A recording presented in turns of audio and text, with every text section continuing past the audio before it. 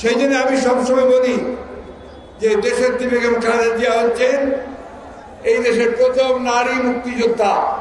বাংলাদেশে গণতন্ত্র মানেই হচ্ছে এখন বর্তমানে দেশের বেগম খালেদা জিয়া। বন্ধুগণ, আজকের এই সমাবেশের একমাত্র লক্ষ্য একটা, কারণ একটা, হচ্ছে আমরা দেশনেত্রী বেগম খালেদা জিয়ার মুক্তি চাই, নিঃশর্ত মুক্তি।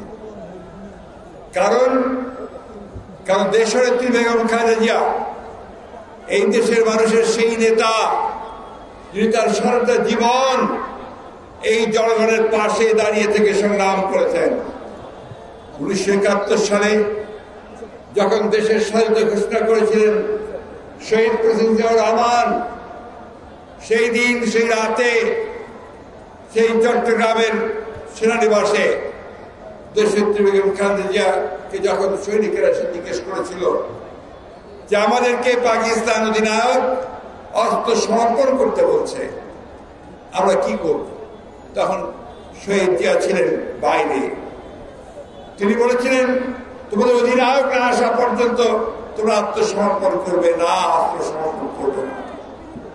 তারপরে শহীদ প্রেসিডেন্ট জিয়াউর রহমান যখন সেই রাতে স্বাধীনতার ঘোষণা দিয়েছিলেন এবং দেশের মানুষকে স্বাধীনতা যুদ্ধে ঝাঁপিয়ে পড়তে তিনি অনুপ্রাণিত করেছিলেন, সেই রাতেই তিনি তার 2 শিশু পুত্রকে নিয়ে তিনি হেঁটে পালিয়ে গিয়ে ঢাকার উদ্দেশ্যে রওনা হয়েছিলেন এবং ঢাকায় গোপনে এসে পৌঁছেছিলেন। তার কয়েকদিন পরেই এই পাকিস্তান সেনাবাহিনী তাকে গ্রেফতার করে পাকিস্তানের সেনানিবাসের কারাগারে থেকে বন্দী করেছিল বন্ধুরা, এবং স্বাধীনতার পরেই তাকে মুক্ত করা হয়েছিল। সেই জন্য আমি সবসময় বলি যে দেশের বেগম খালেদা জিয়া হচ্ছেন এই দেশের প্রথম নারী মুক্তিযোদ্ধা।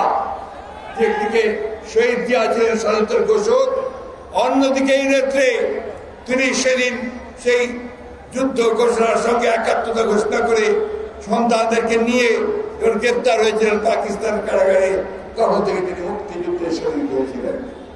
বন্ধুগণ, সেই নেত্রী 1981 সালে শহীদ প্রেসিডেন্ট জিয়াউর রহমান সাহেব যখন শাহাদাত বরণ করেছিলেন, তারপরে তিনি শহীদ জিয়া রেখে যাওয়া সেই জাতীয়তাবাদের পতাকা, স্বাধীনতার পতাকা, গণতন্ত্রের পতাকাকে তিনি তুলে ধরে নিয়েছেন। 9 বছর তিনি সংগ্রাম করেছেন স্বৈরাচারের বিরুদ্ধে এই রাজপথে। এখানে অনেকেই আছেন যারা তার সাথে সেদিন সংগ্রাম করেছেন, লড়াই করেছেন। তিনি সেদিন নিজে পায়ে হেঁটে হেঁটে মিছিলের নেতৃত্ব দিয়েছেন, তাকে গ্রেপ্তার করা হয়েছে, বারবার তাকে নির্যাতিত করা হয়েছে। তিনি কখনোই ছেড়ে দেননি বন্ধুগণ, তিনি কখনোই আপোষ করেননি। তিনি সেই সংগ্রাম চালিয়েছিলেন। সংগ্রাম করে ছাত্র নেতাদের সঙ্গে নিয়ে, শুধু জনগণকে সঙ্গে নিয়ে, শুধু স্বৈরাচারকে পরাজিত করে এই দেশে গণতন্ত্রকে প্রতিষ্ঠা করেছে। বন্ধুগণ, দীর্ঘ আলোচনার সুযোগ নেই, আমি শুধু এইটুকু বলতে চাই যে দেশনেত্রী বেগম খালেদা জিয়া আর এই গণতন্ত্র, এই দুটোকে আলাদা করে দেখার কোনো সুযোগ নেই বাংলাদেশে।